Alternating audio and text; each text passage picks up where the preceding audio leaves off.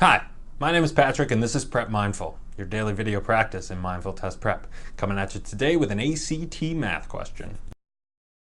This was question 59 on ACT 59F. All right, right there, pause it. Pause the video.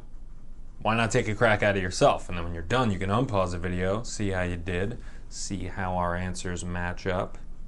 All right, let's get in there. It reads, for all real numbers b and c, such that the product of c and 3 is b, which of the following expressions represents the sum of c and 3 in terms of b? Well, that was confusing. What? Okay, what? I don't like adding together letters because I don't really know how that works. But they gave me pretty loose rules about b and c and what they had to be. So the real numbers and the product of c and 3 is b. Why don't I just say that c is 2? Because it could be, right? 2 is a real number. And if c were 2, then b would be 6 because the product of 3 and 2 is 6. Okay, which of the following represents the sum of c and 3 in terms of b? Well, the sum of c and 3 would be 2 plus 3, so 5. All right, I'm looking for 5. And I'm going to cross off all the answer choices that don't give me 5. Because maybe I picked weird numbers that happen to work for more than one answer choice. B, again, is 6. All right, so A.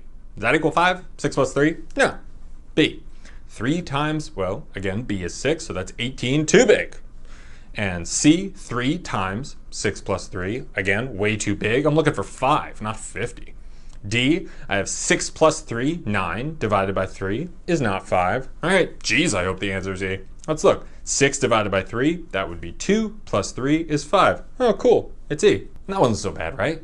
Each one of those little steps of arithmetic you could have done when you were 10 years old, probably. And this was question 59 in the math section, meaning it should be the second most difficult question there. And it would be tricky if we tried to keep it hypothetical and think about how these numbers would interact with each other. But instead, we just plugged in our own numbers. We followed the rules, we picked values of c and b that were consistent with the situation that they laid out, and then we were able to just check the answer choices. Pretty cool. If you enjoyed this video and found it helpful, why not subscribe to our channel? Well, my name is Patrick, and this has been Prep Mindful.